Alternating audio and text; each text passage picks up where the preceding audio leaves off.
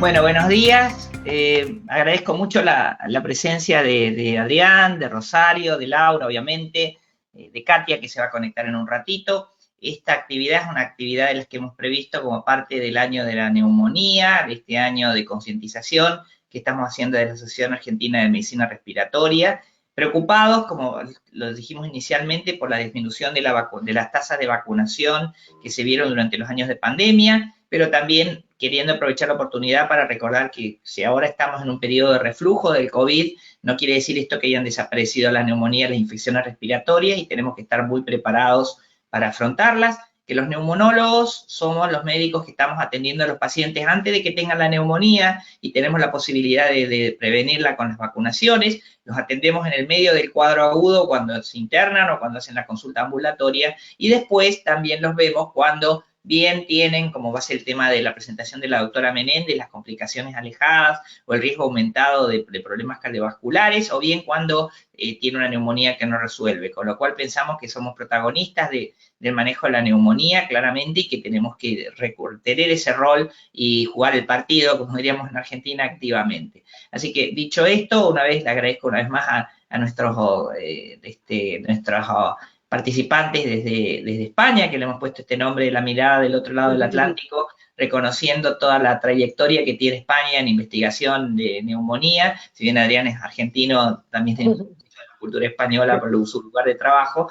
Y bueno, sin nada más que eso, agradecer una vez más la predisposición de conectarse en un sábado a la tarde para ustedes. También darle bienvenida a todos los que se están conectando y a los que lo vean de esto de manera diferida cuando lo subamos a la mediateca. Y los dejo con Laura Pulido, que es secretaria de actas de la asociación y una muy buena amiga para que haga las presentaciones. Bueno, muchas gracias, Alejandro. Buen día a todos. Gracias por estar ahí. Vamos a presentar a la primera disertante de esta mañana, que es la doctora Katia Siñonís, que es médica neumonóloga en el Hospital Clínic de Barcelona, España, y además es coordinadora de la campaña mundial de concientización de la neumonía, ¿sí? La campaña Neumolife. Ella hoy nos va a hablar sobre actualización de neumonía. Hola, buenas tardes a todos. Soy la doctora Katia Siñonís del Hospital Clínico de Barcelona. Quiero agradecerles por la invitación a este webinar, en especial al doctor Alejandro Videla, el presidente de la Asociación Argentina de Medicina Respiratoria. Es un placer para mí compartir con vosotros esta ponencia sobre la actualización de la neumonía comunitaria. Yo no tengo ningún conflicto de interés. Los puntos que me gustaría compartir con vosotros es un poco sobre los temas actuales de la epidemiología de la neumonía comunitaria, tanto en la etiología y algunos fenotipos que vemos cada vez más frecuentemente.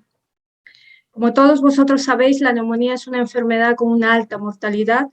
Como vemos en esta diapositiva, basada en los resultados de la carga mundial de enfermedad del 2019, pues vemos que la neumonía mató 2.5 millones de personas en el mundo. Eso sin contar los casos de mortalidad por COVID que ha habido durante toda esta pandemia. Principalmente la neumonía afecta a dos grupos poblacionales muy marcados, como lo vemos en esta gráfica, los niños menores de 5 años por un lado y los mayores de 65 años por el otro lado. Y a pesar de toda la lucha que ha habido en la mejora de la neumonía, como podemos ver aquí, que ha habido una disminución en la mortalidad en los grupos de menores de 5 años, ¿no? Incluso menores de 15 años, lo que vemos es que en los pacientes adultos mayores de 70 años la mortalidad ha aumentado y está totalmente relacionada sobre todo con las comorbilidades, la fragilidad del paciente. Este es un estudio del doctor Laporte que se publicó hace poco, en el cual ellos quieren ver los ingresos de UCI por causas de infecciones respiratorias agudas durante un periodo de 10 años aproximadamente. Y lo que ellos observan es que los ingresos por neumonía han aumentado bastante desde el inicio del estudio, que era el 2006 al 2014. Y esto es actualmente lo que vemos, un incremento de pacientes adultos mayores que ingresan a la UCI, lo cual es muy difícil para el médico porque son pacientes especiales, frágiles, con muchas comorbilidades, con polifarmacia, y para ellos el manejo tiene que ser diferente al paciente general que vemos normalmente día a día. ¿Y por qué? Porque como vemos en este estudio, la mortalidad de estos pacientes que ingresan en las UCIs es muy alta, ¿no? Como vemos aquí, los pacientes que ingresan, comparados con los pacientes que ingresan a la UCI por otra razón que no es una enfermedad respiratoria aguda, por eso nosotros vemos aquí la mortalidad, ¿no? La mortalidad es elevada, las comorbilidades son elevadas. Podemos ver aquí que el riesgo de muerte es 10 veces mayor a los 6 meses en los adultos que ingresan por una enfermedad respiratoria aguda que en aquellos que ingresan por otras causas, lo vemos, ¿no? Un 2% versus un 17%. Y el riesgo de mortalidad a los 2 años es 3 veces mayor. Lo vemos aquí, un 10% versus un 37%. Podemos ver aquí en las gráficas la diferencia de mortalidad entre el grupo control y los pacientes ancianos con una enfermedad respiratoria aguda, ingresados en la UCI. Y también ha cambiado en cuanto a la epidemiología de la neumonía, la detección de pacientes inmunodeprimidos. Actualmente vemos más, tal vez porque reciben tipos de terapias que antes no se recibían, se diagnostican más. Lo podemos ver en estos dos estudios, este estudio europeo de la doctora Di Pasquale, este estudio americano de la doctora Jane, en el que la proporción de pacientes inmunodeprimidos en Europa, más o menos en este estudio, son de 17%, y en los americanos un 30%. Y como vemos aquí, estos son todos los factores asociados con la inmunodepresión. En cuanto a la etiología, lo que sabemos es que neumococo sigue siendo un patógeno frecuente, también los virus respiratorios. Vemos aquí, es un estudio americano en el que podemos ver que una gran proporción de pacientes no se logran diagnosticar, no se tiene un diagnóstico etiológico. Sin embargo, en los estudios americanos vemos que la proporción de virus respiratorios es más frecuente que el neumococo. Se dice que está relacionada con el uso sistemático de la vacunación antineumocócica, con la disminución del porcentaje de pacientes que fuman. Sin embargo, en los estudios europeos vimos que Streptococcus pneumoniae sigue siendo el patógeno más frecuente, los virus respiratorios también están presentes, pero en menos proporción. Es importante tener en cuenta que la coinfección es muy importante en la etiología de la neumonía. En los estudios que se han descrito la coinfección, el virus de la influenza junto con neumococo o estafilococcus aureus son los patógenos más frecuentes, la coinfección más frecuente que se ve. La etiología de la neumonía nosotros la hemos investigado en nuestro grupo, se afecta por la edad, afecta por las comorbilidades y en general logramos determinar que, como vemos aquí, no se afecta por la edad, tanto ni neumococo, ni las atípicas, ni los virus respiratorios que eran los más frecuentes. Sin embargo, sí que vemos que los patógenos como estafilococcus aureus, enterobacterias, no se afectan, pero sí tienen una proporción más elevada en los pacientes adultos, aunque no vemos significación entre estos tres grupos que vemos. Sin embargo, cuando vemos las comorbilidades, la etiología por las comorbilidades, nosotros vemos que a Haemophilus influenza con los atípicos están presentes en mayor proporción en los pacientes con comorbilidades. Y si hablamos de los patógenos resistentes como Staphylococcus aureus resistente a la meticilina o Pseudomonas aeruginosa, lo vemos más frecuente en aquellos pacientes que tienen comorbilidades, como podemos ver en este gráfico. En cuanto a la etiología de la neumonía en el paciente inmunodeprimido, en el estudio de la doctora Di Pasquale, en el que investigan 3.700 pacientes, es un estudio de 222 hospitales, pues lo que ellos determinan es que los patógenos más frecuentes que se ven en este grupo de pacientes inmunodeprimidos son Legionella, Pseudomonas aeruginosa, Nocardia, las micobacterias no filiadas, las Aspergillus fumigatus, Pneumocystis, coronavirus y los virus respiratorios sincitial fueron los más frecuentes en los pacientes inmunodeprimidos. Es interesante porque acaba de salir un consenso de expertos y en los que ellos recomiendan, hacen ciertas recomendaciones en los pacientes inmunodeprimidos con neumonía. Podemos ver que este es el core de patógenos más frecuentes respiratorios que hay que tener en cuenta en el paciente inmunodeprimido, pero también hay que tener en cuenta este tipo de patógenos que no son los comunes que vemos, pero que están relacionados con la inmunodepresión. Y ellos lo que recomiendan, lo vemos aquí, ¿no? En cuanto al diagnóstico etiológico, ¿qué se debería hacer en estos pacientes? Y como vemos aquí, ¿qué diagnóstico etiológico se debería hacer en estos pacientes? Pues ellos sugieren que se debería hacer un diagnóstico microbiológico completo para intentar lograr determinar el patógeno y lograr desescalar la terapia. Y todo eso nos lleva a preguntarnos, ¿y cuál es la recomendación del tratamiento antibiótico? Pues ellos recomiendan que si el paciente no tiene ningún factor de riesgo para patógenos resistentes, pues debe usarse la terapia dirigida a los patógenos respiratorios más frecuentes en esta población. ¿Y cuándo utilizar una terapia especial dirigida a pacientes que puedan tener un riesgo de patógenos resistentes? Pues sí, mirar los factores de riesgo relacionados en esta población y saber que es importante el tiempo de inicio de la terapia antibiótica. Este estudio acaba de salir hace muy poco en la revista Chest, es muy importante, es un estudio dirigido por el doctor Marco Restrepo, y en el que ellos analizan qué pasa con la aspiración, la etiología relacionada a la aspiración. Entonces, lo que ellos hacen es de un grupo de pacientes, de 3.700 pacientes, pues dividen los pacientes primeramente en dos grupos, los que tienen aspiración y los que no tienen aspiración. Y en el grupo de que no tiene aspiración, lo que ellos hacen es dividirlos en dos grupos a la vez, que son los pacientes con neumonía que tienen factores de riesgo de aspiración y los que no tienen factores de riesgo. Y como vemos aquí, hay prácticamente 20 factores de riesgo asociados a la aspiración. Y más de la mitad de la población en este estudio tiene algún factor de riesgo de aspiración. Pues lo que ellos determinan aquí, en la etiología general, lo vemos nuevamente, un gran porcentaje de pacientes no se logra determinar el diagnóstico etiológico, y cuando se determina el diagnóstico etiológico vemos que neumococo es muy frecuente. Otra cosa que ellos ven es que en los pacientes con aspiración, los patógenos más frecuentes son Streptococcus pneumoniae, Acinetobacter y Pseudomonas aeruginosa.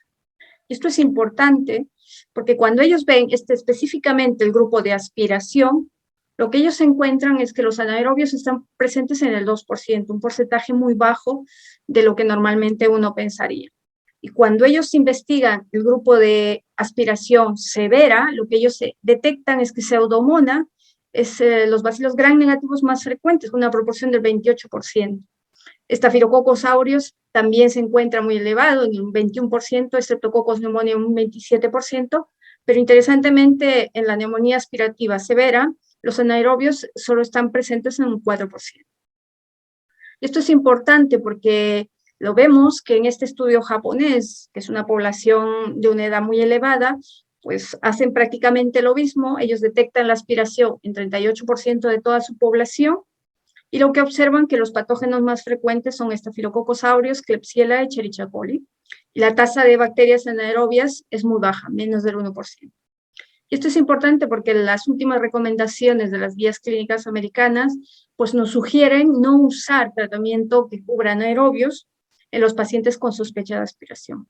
Solo en el caso de acceso pulmonar o empiema sí que se debería iniciar. Es importante saber, sobre todo, la resistencia del patógeno más frecuente que vemos en la neumonía, y en este caso neumococo. Este es un estudio de 20 años que se hace para ver qué está pasando con las resistencias, y el punto más importante es saber que la resistencia de neumococo en el MIC50 aún es baja, pero a MIC90 vemos que ha subido, que es casi 1, lo que se podría considerar una resistencia intermedia. Y esto es importante teniendo en cuenta que ceftriaxona es un antibiótico que se utiliza mucho en el tratamiento de la neumonía adquirida en la comunidad. Y esto lo que quiere decir es que un 10% de las cepas de Streptococcus pneumoniae tienen una MIC de 90 de 1. También es muy importante los patógenos resistentes en la neumonía. Son una proporción baja, no muy frecuente, pero cuando se encuentran están relacionadas con mayor severidad y mayor mortalidad. En este caso, nuestro grupo decidió crear un acrónimo que se llama PES, que quiere decir Pseudomonas, Enterobacterias y Staphylococcus aureus, Y lo que hicimos nosotros en este estudio es mirar la proporción de estos patógenos en la población de adultos mayores de 80 años. Y lo que encontramos es que el 12% tenían estos patógenos PES. Hablamos de la población con diagnóstico etiológico, por supuesto. Los factores más frecuentes lo ven aquí, el uso previo de antibiótico, la hospitalización previa, un aislamiento previo. Y vemos que, por supuesto, son casos más severos, una hospitalización más larga, una mortalidad más elevada.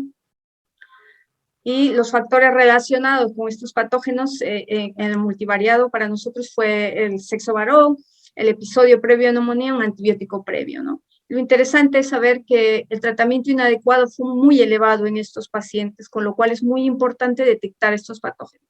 Pero ¿cómo podemos detectar estos patógenos si es muy difícil? No tenemos resultados microbiológicos al momento, salvo el GRAN o el antígeno urinario.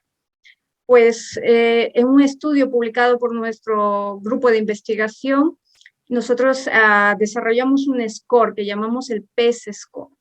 Y lo que hace este score es dar una puntuación a estos factores que ustedes pueden ver aquí, y dividimos el riesgo de tener un patógeno resistente PES en 3 categorías: el riesgo bajo, menos de 1 punto, el riesgo medio de 2 a 4 puntos, o el riesgo alto de más de 5 puntos.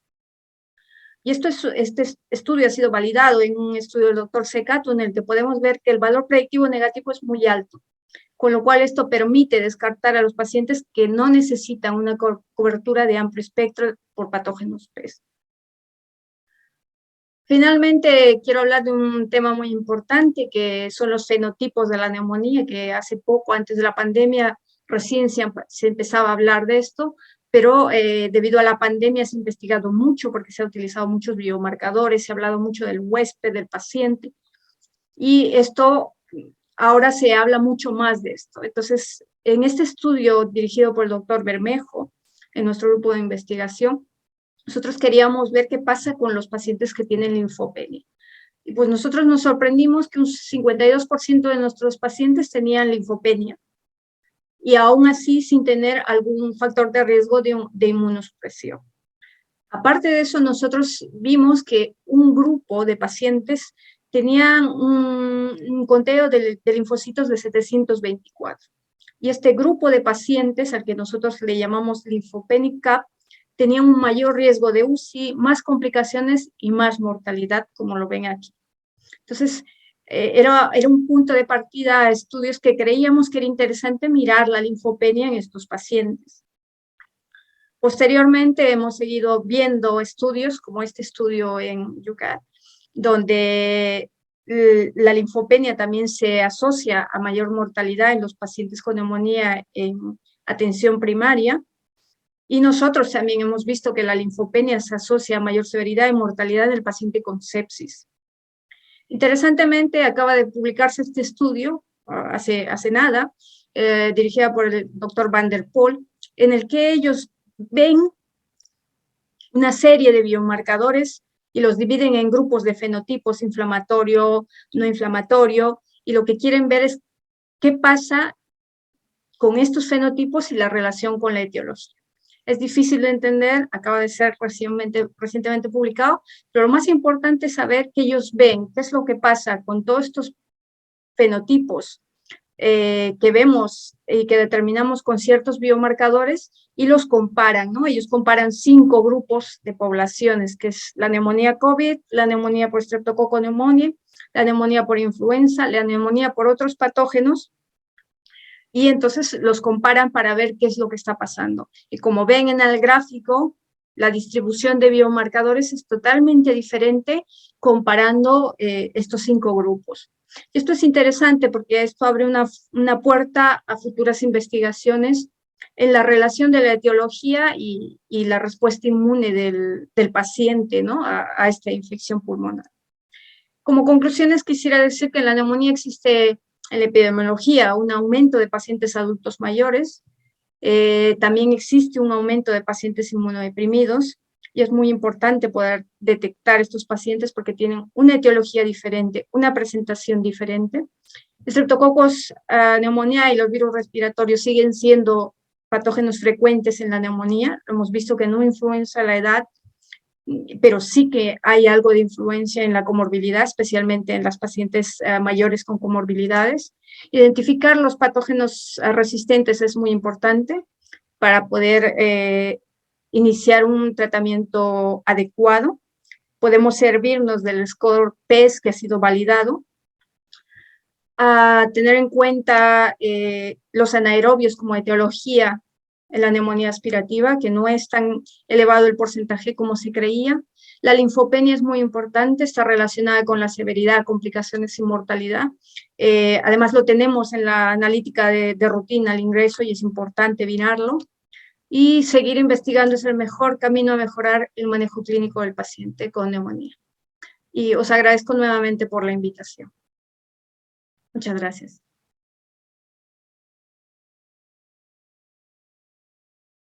Muy bien. Muchísimas gracias, doctora. La verdad, una excelente disertación y con muchas preguntas a futuro. Muy bien, vamos a hacer la segunda disertación de esta mañana. Vamos a presentar al doctor Adrián Checato, que es investigador postdoctoral en ciber de enfermedades respiratorias y director del Departamento de Enfermedades Infecciosas de ALAD y perteneciente al Instituto de Investigación e Innovación Partoli Barcelona, España. Él hoy nos va a hablar sobre corticoides y otras terapias ayudantes en neumonía grave. Muchísimas gracias y vamos a dar paso a la presentación. Buenos días, muchas gracias a los organizadores del evento por la invitación. Les voy a hablar sobre corticoides y otras terapias ayudantes en neumonía. Como saben, la mortalidad de la neumonía es elevada, incluso en aquellos pacientes que reciben un tratamiento antibiótico inicial apropiado. Y esto se debe a muchas veces la sobrerespuesta, la respuesta exagerada que tiene el organismo frente a estos gérmenes y la inflamación general. Es por esto que muchas veces se ha propuesto utilizar drogas inmunomoderadoras o terapias inmunomoderadoras. Como saben, muchas veces no todas las drogas o los tratamientos propuestos se encajan con todos los pacientes, ¿no? Y a pesar de que siempre buscamos esa talla única, esa droga que pueda generar un beneficio para todos los pacientes que presentan esta condición, no siempre la encontramos, dado que esta talla única, sobre todo a los que tenemos cuerpos desproporcionados, nos queda chica o grande.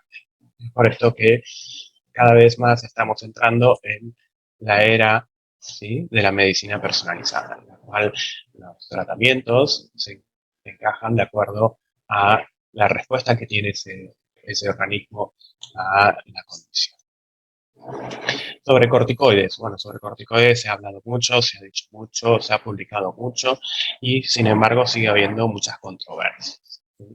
Sabemos que los corticoides actúan sobre la terapia antiinflamatoria y que la respuesta inflamatoria en los pacientes con neumonía, tanto a nivel local como a nivel sistémico, está incrementada, que esta respuesta inflamatoria persistente está asociada a una mayor mortalidad y que en muchos casos también hay una insuficiencia adrenal relacionada con la neumonía. Sobre los metaanálisis publicados con respecto a los corticoides, vemos que solo uno ha mostrado beneficios en mortalidad en los pacientes en neumonía general, o sea, moderada severa, pero cuando hablamos de neumonía grave hay más de 5 metaanálisis que muestran resultados beneficiosos sobre el uso de corticoides, ¿sí? Sin embargo, hay 2 que no muestran beneficios. ¿Y por qué es esto? Porque hay 2 o 3 estudios en los cuales tienen ciertas limitaciones metodológicas y si se incluyen o no estos estudios tuercen la balanza. Estas controversias también las podemos encontrar con lo que son las guías de práctica. ¿Sí? Vemos la guía americana que recomienda en contra del uso de corticoides y esta guía europea realizada por la europea y americana también, realizadas por la Sociedad de Cuidados Críticos y de Cuidados Intensivos, ¿sí?, que recomienda el uso de corticoides en neumonía. ¿Sí? Con lo cual aún tenemos muchas controversias que resolver. Les voy a hablar sobre 2 estudios. Estos 2 estudios han sido recientemente publicados. Uno es de nuestro grupo, en el cual lo que quisimos intentar es recrear, ¿sí?, los resultados de estos metaanálisis en la vida real. A ver si realmente estos metaanálisis son reproducibles o no. Para lo cual utilizamos dos bases de datos, de dos cohortes, una de aquí de Barcelona, otra de Roma, ¿sí?, en las cuales elegimos a pacientes que presentaban neumonía severa, neumonía que había ingresado en UCI y una alta respuesta inflamatoria. ¿Sí? Nuevamente, medicina personalizada. Si vamos a dar corticoides, deben ser pacientes que tengan una respuesta inflamatoria elevada.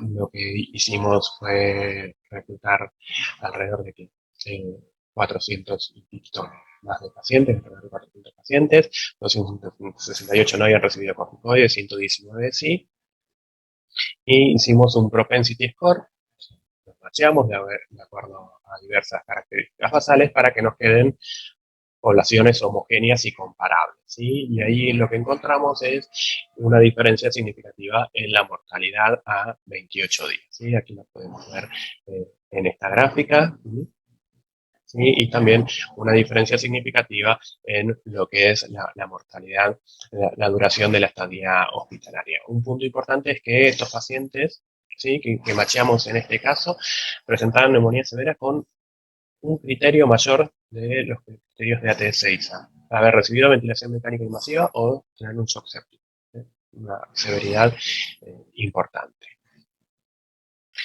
Del otro lado, los resultados de este clinical trial que se venían esperando desde hace un tiempo, ¿sí?, que fue el uso de corticoides durante 20 días con tapering en pacientes con neumonía severa, fue recientemente publicado, se realizó en varios hospitales de veteranos de Estados Unidos y vemos cómo los corticoides no presentaban un beneficio ni mortalidad a 60 días a un año, incluso en aquellos pacientes que tenían una neumonía muy severa, ¿no? O sea, que habían requerido ventilación mecánica.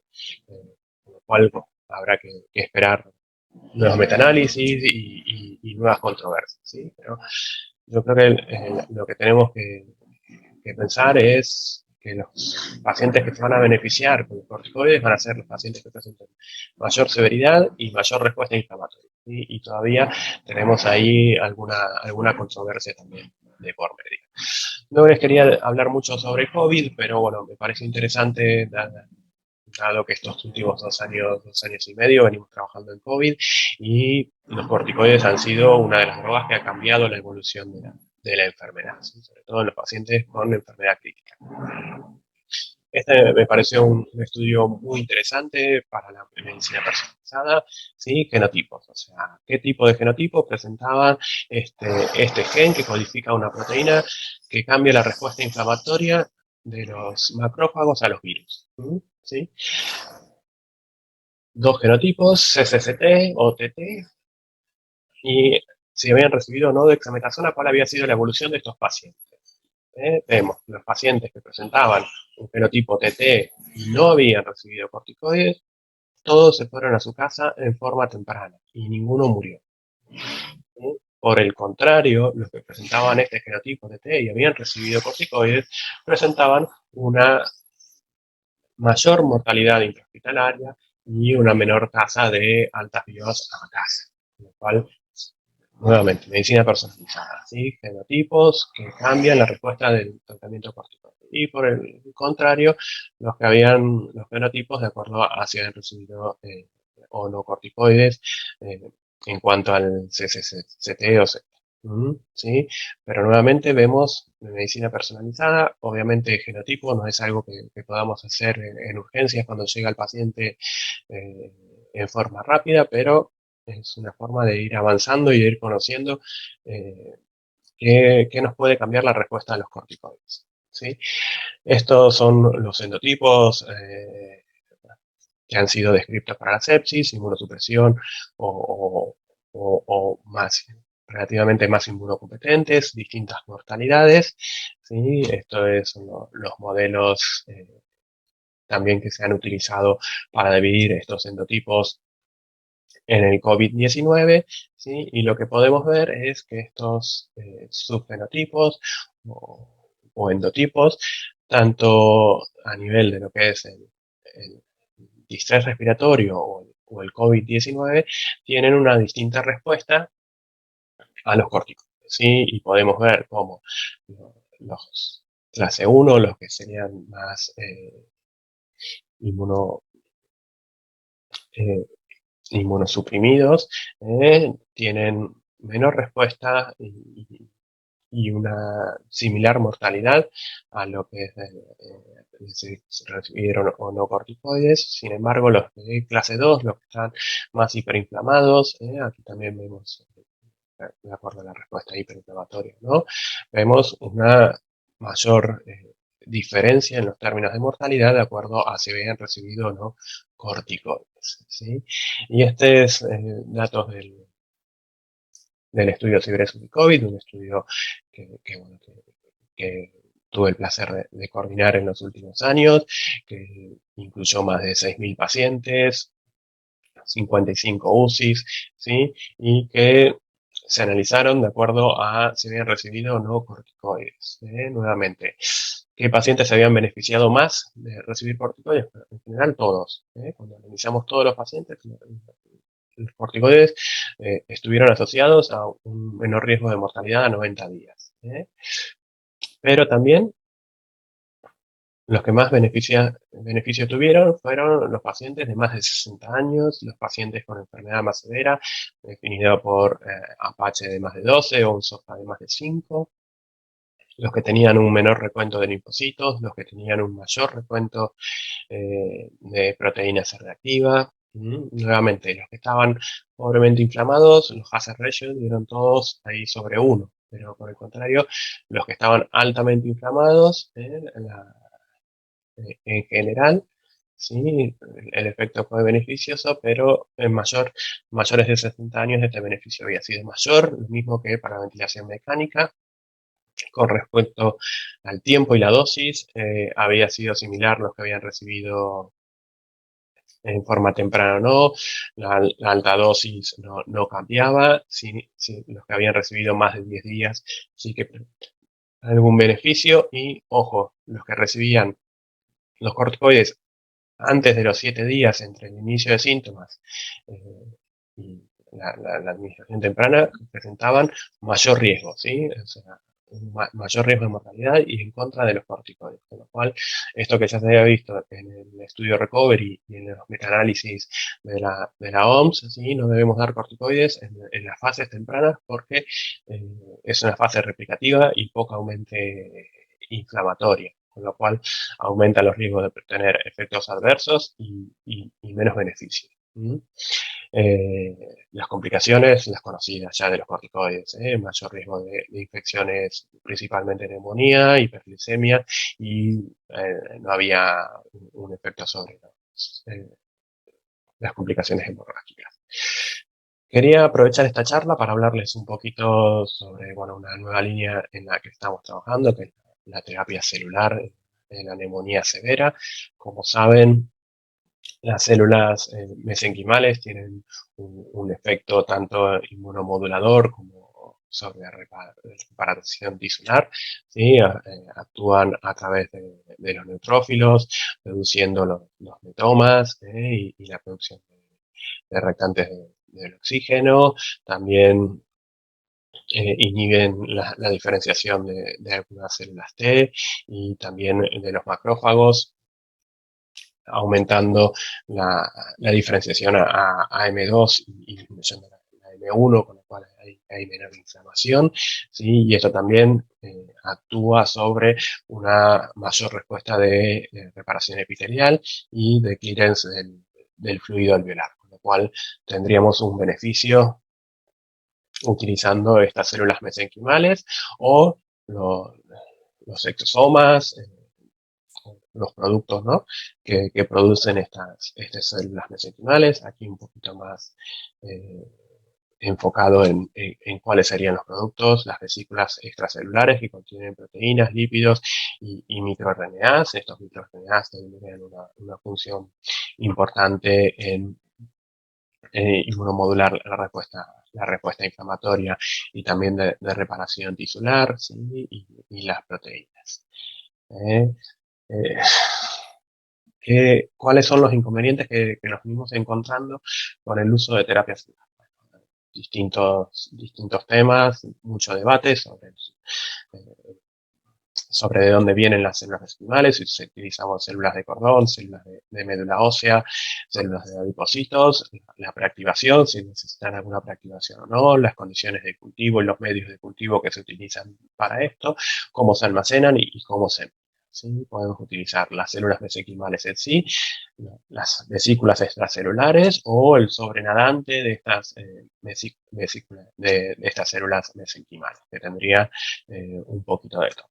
Lo mismo la ruta, si la damos a nivel local o a nivel sistémico, las dosis y también el momento en que se dan y cuántas veces se dan, y esto obviamente va a influir sobre la eficacia, la biodistribución y la viabilidad celular que puedan tener estas células. Estos son resultados de nuestro grupo que muestra que tanto el uso de células alveolares tipo 2 o células mesenquimales stem cell tienen un efecto inmunomodulador. ¿Sí? Vemos aquí los controles, estos son células alveolares tipo 2 y estos son células mesenquimales. Vemos cómo disminuyen la inflamación, ¿sí? En la escala de injuria pulmonar también vemos una disminución significativa de la inflamación, ¿sí? De los mediadores proinflamatorios y también de los factores de crecimiento y quimioquinas y también las células, los leucocitos que podemos encontrar en el BAL. Uno de los temas, y un poco pasando ya a los resultados que hay algún resultado clínico, vemos problemas con la viabilidad celular antes y después de la criopreservación. Hay una disminución muy importante de la viabilidad y esto que hablábamos, ¿no? De usar y qué tanta dosis damos y cuánto de estas células son viables una vez que las damos. ¿Sí? En este estudio se utilizaron 10 a la 6 células mesenquimales por kilo. Son dosis que en principio eran las que se pensaban que podrían servir.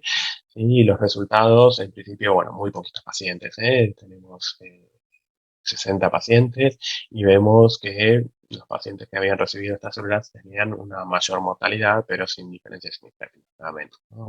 Una N muy bajita para poder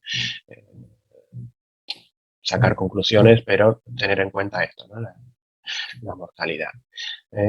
Pues este es otro estudio, también fase 1-2, vemos una respuesta inmunomoduladora, ¿sí? Una mortalidad menor en aquellos que habían recibido células progenitoras, nuevamente stem cells, mayor número de días libres de ventilación mecánica, mayor días libres de UCI, incluso en los pacientes que habían tenido una enfermedad severa. Vale, lo que decíamos, bueno, problemas, de dónde vienen, qué métodos de producción tenemos, las dosis, la cantidad de dosis y el momento en que se dan,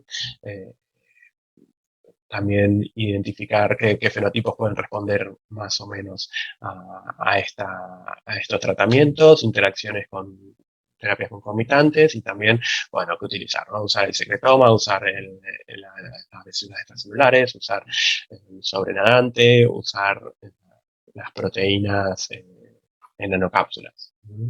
¿Sí? Esto es todo un campo a explorar. Nuevamente, muchas gracias y espero sus preguntas. Muy bien, muchísimas gracias, doctor Ceccato, por otra excelente disertación. Vamos a pasar a la tercera y última disertación de la mañana. Sí, voy a presentar a la doctora Rosario Menéndez, que es jefa clínica en neumonología del Hospital Universitario y Politécnico La Fe, Valencia, y además es directora del Proyecto de Investigación de Infecciones Respiratorias de la CEPAL. Ella nos va a hablar sobre los eventos cardiovasculares en neumonía adquirida en la comunidad. Muchísimas gracias y vamos con la presentación. Buenos días. Desde una mirada al otro lado del Atlántico, buenos días a los colegas argentinos. Hoy estamos aquí para hablar de eventos cardiovasculares en la neumonía adquirida en la comunidad. Este es el índice de los temas que vamos a comentar hoy y vamos a ir desde una introducción sencilla de cifras, describir los eventos, los factores de riesgo, sus mecanismos, cómo estimamos el riesgo para acabar con unas conclusiones prácticas y sencillas. Sabemos que después de una neumonía adquirida en la comunidad, y esto se ha visto desde hace relativamente pocos años, pero sí se empieza a conocer, que al mismo que pasaba con la sepsis e incluso con otras infecciones, había un incremento en el riesgo de tener un problema cardiológico. No solo es así, sino que luego, en concreto, en la neumonía, en este estudio, primero en el de Musser y Corrales Medina y posteriormente en el de Yende, se evaluó durante un seguimiento de 10 años y se encontró que aquellas personas que tenían neumonía tenían no solo mayor probabilidad de muerte, sino mayor probabilidad de eventos cardiovasculares.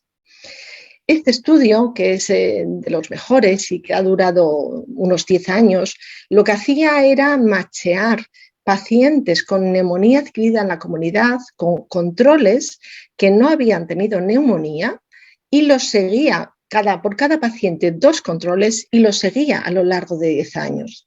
Y como se puede ver, en el tiempo después de la neumonía, en intervalos que van de 0 a 30 días, hasta los 90, hasta 1 año y hasta 10, el hazard ratio, el incremento de riesgo para eventos cardiovasculares aumentaba del orden de 4 veces, de 3 o de incluso de 2 veces en los últimos 10 años. Este es uno de los estudios de mayor peso para demostrar esta asociación entre neumonía y riesgo cardiovascular. En unos gráficos que se puede ver claramente, porque este estudio lo que hace es ajustar por edad, por sexo y por factores de riesgo, y vamos viendo en color amarillo los pacientes que tenían neumonía y en color azul los que no, y los ejemplos que se pueden ver aquí es como, por ejemplo, mujer de 72 años con 2 factores de riesgo. Todo esto es su incremento si ha tenido una neumonía frente a las que no han tenido neumonía. Con 56 años también es lo mismo, aunque ese incremento no se ve tanto, pero sí que en color amarillo se ve más riesgo para padecer un evento cardiovascular. Cuando el ejemplo es en el varón, en el hombre, sucede lo mismo. Paciente de 77 años con 2 factores, esta es la diferencia de mayor riesgo para los que han padecido neumonía y si es más joven también se ve en el lateral derecho cómo hay más riesgo para tener un evento cardiovascular. ¿Vale? ¿Y cuáles son esos eventos cardiovasculares que aparecen? Tenemos varios. Nosotros en concreto hemos realizado un estudio en pacientes a los que los hemos seguido durante 1 año y veíamos que esos eventos incluían desde arritmias, angina de pecho, infarto, trombosis venosa profunda, accidente cerebrovascular y otros. Y dando unas cifras de porcentaje, y el número que alcanzamos siguiendo fue casi de 2.000 pacientes, veíamos que aparece un evento precoz, que precoces hasta los 30 días en el 10% de los pacientes y tardío un 6% más entre los 30 días y 1 año. Y aumenta, cuando esto sucede, la mortalidad es de 4,7% o del 5%. En este otro estudio, que es únicamente ya menos pacientes, de 330 pacientes, encontrábamos cifras similares. Un 13% de eventos cardiovasculares precoces en los 30 primeros días y un 9% más que aparecían después en el seguimiento, con una mortalidad que también se aumenta. Y una descripción de los eventos que parecían similares en cuanto a arritmias, insuficiencia cardíaca, eventos como infarto de miocardio, angina inestable o insuficiencia o también accidente cerebrovascular, aunque en menor cantidad. Aquí están descritos todos y lo que es importante es que se asociaban con la edad, a más edad, mayor probabilidad, como es lógico, y a mayor gravedad, mayor probabilidad de padecer un evento. Y en la parte de abajo veíamos en un multivariado que aquellos que padecían un evento cardiovascular significativamente se incrementaba la muerte, tanto durante el episodio agudo como la mortalidad tardía al año.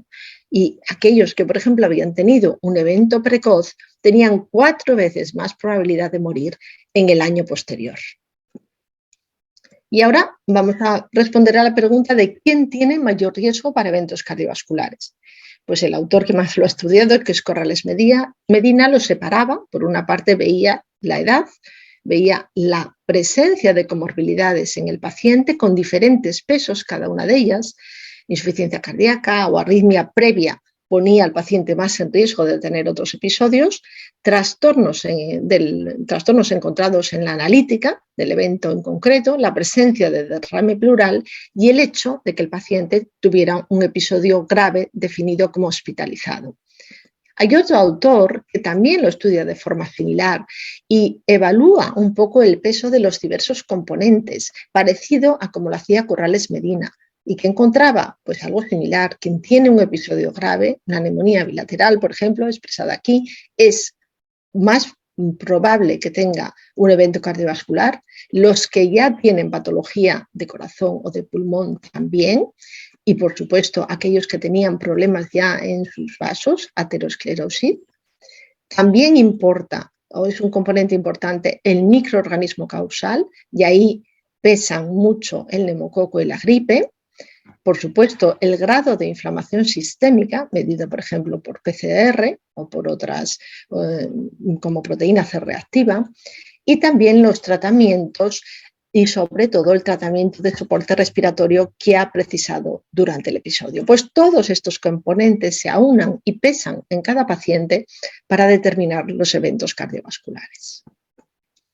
Pero hay algo importante que este estudio también nos decía y que a mí me parece decisivo, y es que al menos un 50% de los pacientes no se les conocía que tuvieran una historia de comorbilidad cardiológica previa. Y esto es un dato porque podría estar subyacente o no, y de alguna manera la neumonía ser el trigger o el desencadenante de estos episodios. ¿Qué mecanismos patogénicos explican los eventos cardiovasculares?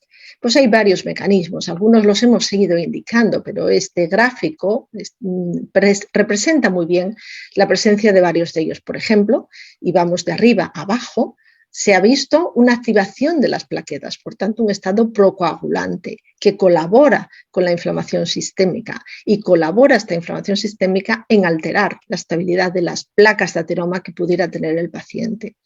También la existencia de una disfunción endotelial, de esto oímos hablar bastante durante el COVID, la hiposemia y la vasodilatación sistémica. Todo ello hace que el miocardio requiera más demanda de oxígeno y que la propia inflamación y la alteración sobre las placas haga daño en el corazón y en todo el sistema cardiovascular.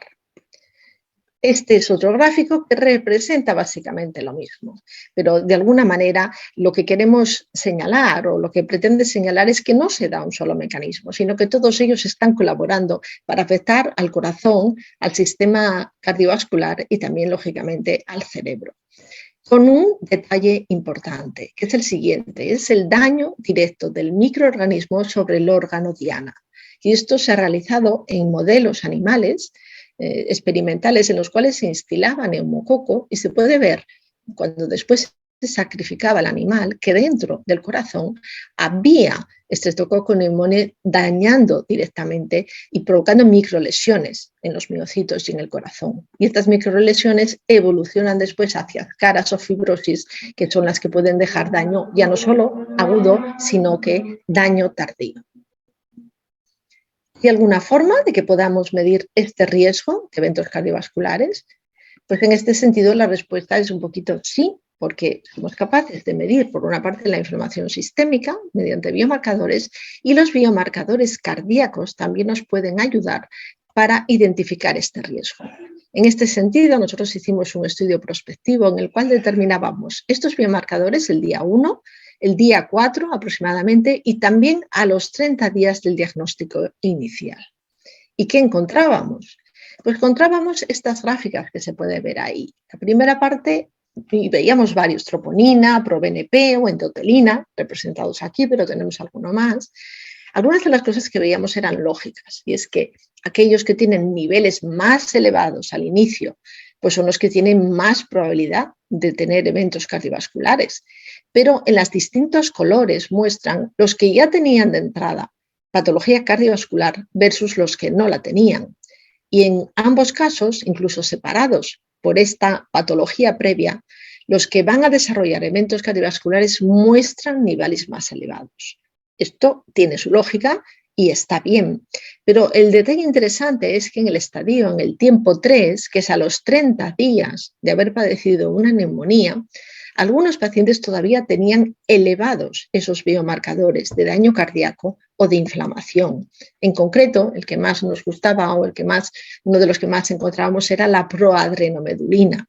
Y evidentemente, como era de esperar, aquellos que el día 30 tienen aún niveles elevados o que no han disminuido lo suficiente, como están representados en los colores rojo y naranja, son los que tienen más eventos cardiovasculares. Con todo ello, intentamos buscar unos puntos de corte que nos ayudaran a discernir al día 30 quiénes iban a tener eventos posteriores a 30 días después, entre 30 días y un año, de padecer eventos cardiovasculares y su odds ratio, su probabilidad, cómo incrementaba el riesgo. Y ahí podemos ver que los que mejor funcionaban eran proadrenomedulina y proendotelina 1. Si además añadimos los valores de interleuquina 6, encontrábamos que podíamos identificar a aquellos con al menos 3 y 4 veces más riesgo para tener eventos cardiovasculares. Si no tenemos estos biomarcadores, podríamos utilizar también la ProBNP o troponina, que son más asequibles en todos los hospitales.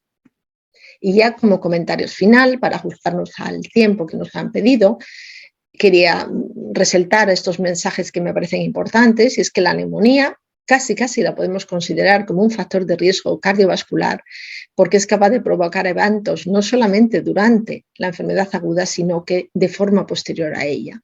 Tras la neumonía, nosotros también encontramos esa mayor probabilidad de muerte y mayor probabilidad de eventos cardiovasculares, y dentro de los mecanismos, al menos pudimos ver la inflamación medida por biomarcadores, como PCR o interleuquina 6, y también daño directo, medido de alguna forma por biomarcadores cardíacos, y la asociación de ambos era lo que nos daba más información.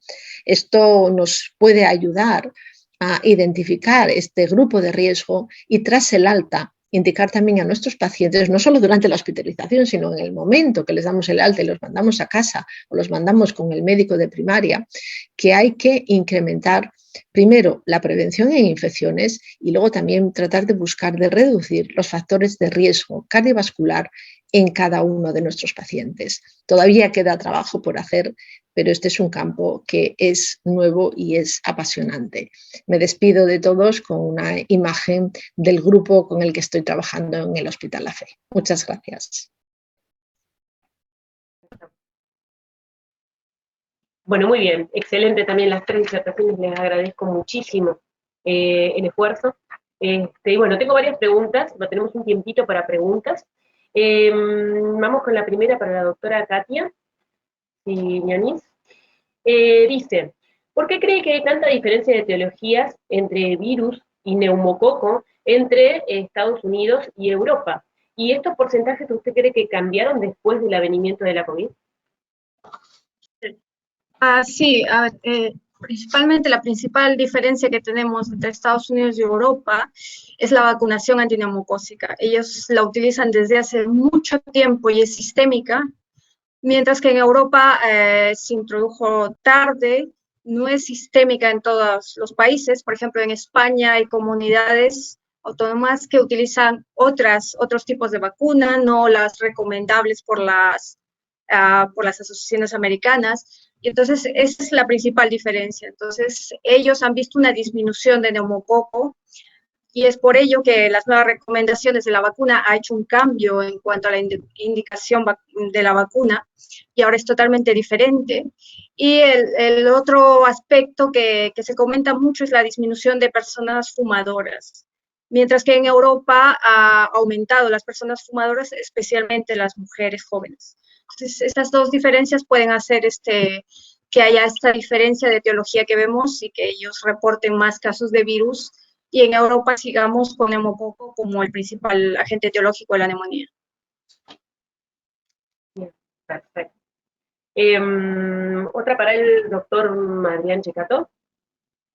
Dice, ¿crees que las diferencias nuevamente, siguiendo con el tema de Katia, ¿crees que las diferencias nuevamente entre las guías americanas y europeas en el uso de corticoides en neumonía severa ¿también se fundamenta por las diferencias en las etiologías?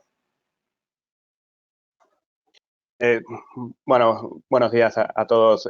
Nuevamente gracias por la invitación y por poder participar. Quería pedir disculpas que cuando grabé el vídeo tenía una obra al lado y realmente se escuchó bastante mal el sonido. Pero bueno, con respecto a la pregunta, a ver, en parte sí, en parte no, ¿no? Aquí hay que tener en cuenta varias cosas. Una es el patógeno, que hemos visto diferencias en cuanto al patógeno y la respuesta a los corticoides, ¿no? Lo que podemos decir básicamente es, si vemos, ¿no?, la evolución de la pandemia, cuando empezaba nadie quería dar corticoides y luego hemos visto el beneficio, ¿no? Y no dábamos corticoides por la experiencia en gripe y por la experiencia en el SARS previo, ¿no? Y en el MERS también. Luego vimos que evolucionaba y en cuanto claramente la diferencia que puede haber en las etiologías pueden también dar algo de controversia a nivel de cuándo usar o no corticoides. ¿Sí? Lo que se sabe hasta ahora es que donde no se tienen que usar seguro es en influenza, que es donde se vio mayor diferencia en la mortalidad y un mayor riesgo. ¿Sí? Luego, en el resto de los patógenos se podría utilizar. En cuanto a los resultados, lo que comentaba en la charla, ¿sí? Hay 2 o 3 estudios que metodológicamente son difíciles de poder introducir en los metaanálisis. Uno principalmente porque la mortalidad del grupo tratamiento es 0, con lo cual es difícil de creer, ¿no? Pero bueno, sí que hace falta estudios más grandes como el que publicó recientemente el doctor Meduri, que nos dejen ver un poquito más de cuál es o no el beneficio de los corticoides. Pero sí, aún queda mucho. Yo creo que luego de la pandemia, ¿no?, cada vez tenemos más trials enriquecidos y más estudios adaptativos, y esto nos va a permitir poder hacer más estudios con más pacientes y enfocarlos en una población más específica, que es donde podemos tener beneficio. Muy bien, muchas gracias, doctor. Vamos con otra pregunta. Disculpen, yo estoy con el tiempo un poco cortito, por eso lo estoy haciendo rápido. Para la doctora Menéndez. Tengo otra pregunta. En su trabajo que comentó, habla de mayor gravedad, a mayor probabilidad de riesgo de padecer eventos cardiovasculares y mayor gravedad de la neumonía adquirida en la comunidad. Pero siempre habló de pacientes internados. ¿Esto vale también para las neumonías documentadas en forma ambulatoria? Obviamente depende de los factores. Estamos hablando de una neumonía que se trató por ambulatorio, ¿sí? Y depende también obviamente del paciente.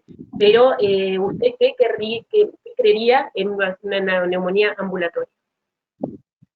Nosotros en el trabajo del CHES solamente está publicado y hace referencia a neumonías hospitalizadas. Y en ese sentido yo no tengo datos propios de neumonía tratada de forma ambulatoria. Pero Corrales Medina y otros autores sí que han estratificado pacientes hospitalizados y pacientes tratados de forma ambulatoria. Y lo que ellos encuentran es que incluso en los tratados de forma ambulatoria hay un cierto porcentaje que es mucho menor, pero sí que también están escritos eventos cardiovasculares. Eso sí, el porcentaje es mucho menor. Perfecto. Muchísimas gracias, doctora. Otra para la doctora Signonís. En cuanto a la linfopenic TAP, ¿está relacionada también con la etiología, por ejemplo, mayor gravedad, si es por neumococos o si es por virus? Sí, ahí el estudio de Leire Serrano ha trabajado este tema o está trabajando en este tema. Y sí es verdad que en la neumonía neumocócica es más severa si el paciente es linfopénico. En virus no he visto, pero supongo que se podrá mirar y es simple lógica de que el paciente linfopénico, las dos principales etiologías, los neumococos y los virus, pues tengan mayor severidad. Ya estamos con las últimas preguntas. Para el doctor Ceccato, cuando habló de la terapia celular en neumonía adquirida en la comunidad, que actualmente están publicando y estudiando, ¿cuál crees que será el alcance de esta terapia y si se podrá adoptar en la práctica clínica? Bueno, es la idea, ¿no? Todavía estamos un poco lejos de poder aplicarla actualmente, aunque ya hay ensayos clínicos, los que vimos, y hay algunos más que se están aplicando. Principalmente, ¿no?, aplicarlo como terapia inmunomoduladora, con lo cual tienen que ser pacientes con altos niveles de inflamación y severidad.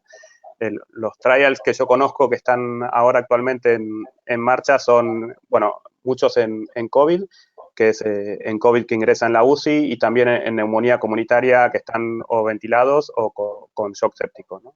Son los principales. De aquí a poder que lleguen a la práctica clínica, lo que comentábamos, hay los laboratorios que están trabajando en esto principalmente tienen que ver con cómo se activan las células y los medios de cultivo, que ¿no?, es parte de su negocio, lo que producen, pero desde el ámbito académico sí que se están empezando a utilizar, y principalmente se cree que va a ser en sepsis, shock séptico y distrés respiratorio, tratando también, ¿no?, un poco lo que es estos mecanismos de reparación celular que también tienen las células, ¿no?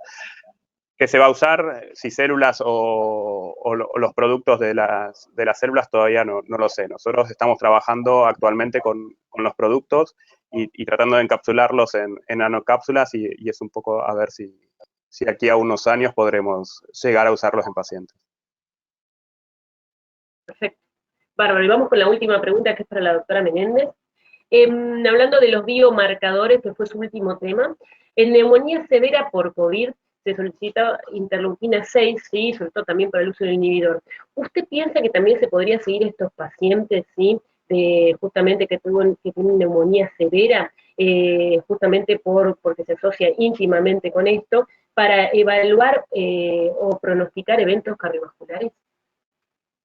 En esto estamos un poquito en fase de análisis para poder decir de datos propios, pero sí que puedo adelantar alguna cosa. No, durante el periodo desde que el paciente se va de alta hasta un año, de momento el porcentaje de eventos cardiovasculares no es tan alto como pensábamos, o como cuando se compara con la neumonía adquirida en la comunidad. Aunque sí que lo hay, no es tan elevado. Y sin embargo, curiosamente, hay más fenómenos de enfermedad tromboembólica comparado con el de la neumonía adquirida en la comunidad. Eso por una parte. Pero nosotros específicamente sí que estamos mirando biomarcadores también en el COVID, y lo que sí que puedo decir es que la proadrenomedulina también nos funciona muy bien en el COVID. Es uno de los biomarcadores que nos está dando más alegrías, porque independientemente del microorganismo funciona bien. Nosotros, y está publicado en el Chelsea, en el Thorax, hace un mes o 2 meses, publicábamos esto en una cohorte de COVID, los niveles de proadrenomedulina al ingreso y luego también al cabo de 2 meses. Y nos encontrábamos con que un determinado porcentaje de pacientes continúan con elevación de proadrenomedulina, y además que se correlacionaba con la muerte. No hemos visto, es un grupo ahí más pequeño, más seleccionado, no hemos visto tanto de eventos cardiovasculares como las grandes cifras que tenemos en la neumonía adquirida en la comunidad, y lo intentaremos mirar en otra base de datos, pero por lo menos la proadrenomedulina funciona como marcador de severidad y de muerte. Muchísimas gracias, doctores. Le doy la palabra al doctor Alejandro Videla para finalizar este webinar. Bueno, primero quería, se escucha bien, ¿no? Sí. Los futbolistas siempre dicen, antes que nada agradecer, y yo creo que es importante agradecer que todos ustedes primero nos hayan tenido la gentileza de preparar las presentaciones, de subirlas y de acompañarnos en un horario que por ahí no es el más feliz, interrumpiendo el fin de semana de ustedes. Así que, primero, muchas gracias. Segundo, bueno, en particular agradecerle a Katia, que no la había podido ver en el inicio de la actividad, y en general a todos por la hospitalidad que tuvieron para nosotros con CEPAR, y espero que podamos en algún momento poder también invitarlos a ustedes y tratarlos de la misma manera que nos trataron, así que desde ya muchas gracias. Yo creo que el mensaje que me quedo de esta presentación de hoy es que la neumonía también hay que fenotipificarla, ¿no? Los que hacen asma se entusiasman mucho fenotipificando a sus pacientes, y nosotros con lo que mostró Katia del PES, por poner un ejemplo, lo que mostró Adrián de los distintos factores asociados a respuesta diferencial de corticoides, o lo que mostró Rosario de los distintos grupos que tienen mayor o menor riesgo de tener eventos cardiovasculares después de una neumonía. Nosotros tenemos que superar, creo que el único instrumento que usamos para tipificar a los pacientes es la escala de severidad, y tenemos que estar pensando en usar otras cosas para también mejorar nuestra capacidad de predecir un riesgo y de tratarlos mejor al inicio. Así que creo que ese es un desafío, ver la manera de bajárselos a los médicos que tratan en los escenarios de urgencia e internación las neumonías. Finalmente, una cosa que me encantó de esta presentación de hoy es cómo todos los autores presentaron sus propias publicaciones, sus propios resultados. Acá en Argentina todavía creo que tenemos una deuda pendiente, que es todavía generar más investigación en neumonología, y nosotros de la asociación, una iniciativa que vamos a mover en octubre va a ser el Corso MECOR, que lo vamos a hacer con la Asociación Latinoamericana del Tórax y la American Thoracic Society. Quiero aprovechar para recordarle a los asociados que es un beneficio que van a tener por la membresía conjunta, y que también un precio diferencial, y que bueno, que la idea es que esto sirva como una iniciativa para aumentar la capacidad de investigación de nuestros neumonólogos.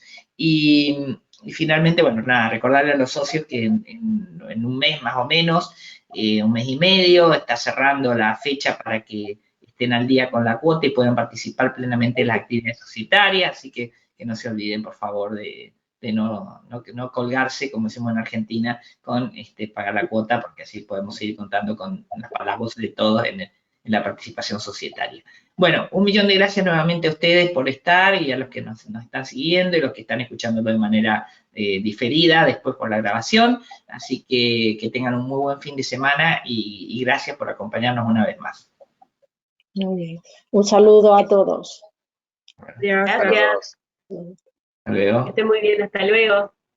Adiós. Adiós. Hasta pronto.